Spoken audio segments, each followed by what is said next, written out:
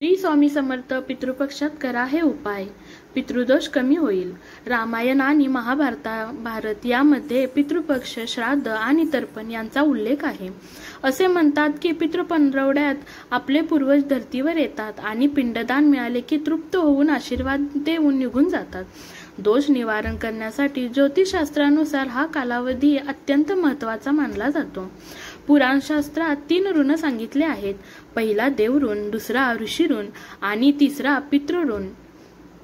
तुम्हाला या ऋणासंदर्भात काही करायचे असेल तर पितृपंधरवड्यात हा अत्यंत उत्तम काळ मानला जातो. पितृपक्षात कावळ्याला भोजन देणे. पितृपक्षाच्या कालावधीत पूर्वजांच्या नावाने जेवण दिले जाते. एक पान गच्चीत ठेवून कावळ्याला ते खाण्यासाठी बोलावले जाते. शास्त्रानुसार पितृपक्षात कावळ्याला खायला देणे किंवा जेवायला देणे हे अत्यंत शुभ असून तुम्हाला दोषातून तसेच ऋणातून मुक्ती मिळते. आपण कळत न कळत निसर्गाचे संरक्षण देखील करत असतो. निसर्गाच्या संरक्षणाचा भार कावळ्यावर असून ऋषीमुनींच्या मतानुसार आपले पूर्वज कावळ्याच्या रूपात पृथ्वीवर येतात. या काळात मादी कावळा पिल्लांना जन्म देते आणि त्यांना पौष्टिक आहाराची गरज असते.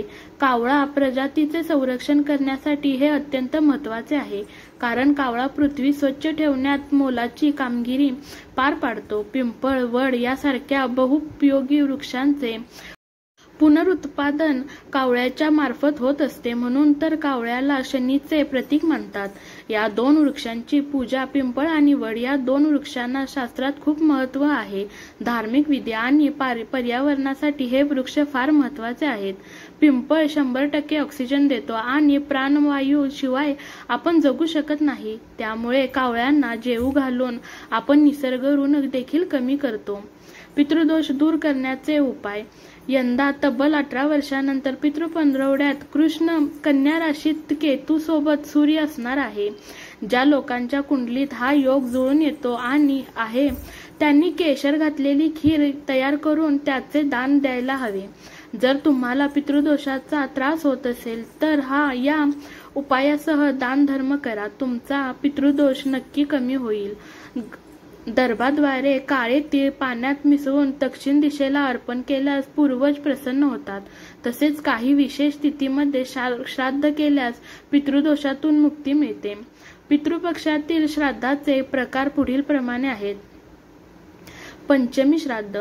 ज्या पूर्वजांचा जन्म, मृत्यू अविवाहित स्थितीमध्ये आणि पंचमी तिथीला झाला आहे त्यांचे श्राद्ध पंचमी तिथीला केले जाते. नवमी श्राद्ध. नवमी तिथीला मातृनवमी असे म्हणतात.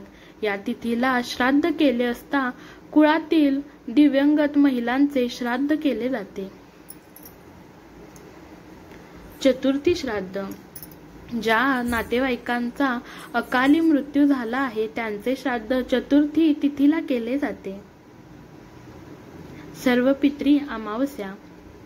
ज्या नातेवाईकांच्या मृत्यूची तिथी निश्चित माहीत नाही त्यांचे श्राद्ध सर्वपित्री अमावस्येला या दिवशी केले जाते. जसे देवी देवता आपल्या घरी येतात आणि आपण त्यांचा आदर करतो, त्यांच्यासाठी खास भोजन तयार केले जाते. त्याचप्रमाणे पितृपंधरवड्यात आपले पूर्वज घरी येतात आणि आपण दिलेले भोजन ग्रहण करून तृप्त होतात, आपल्याला आशीर्वाद देतात.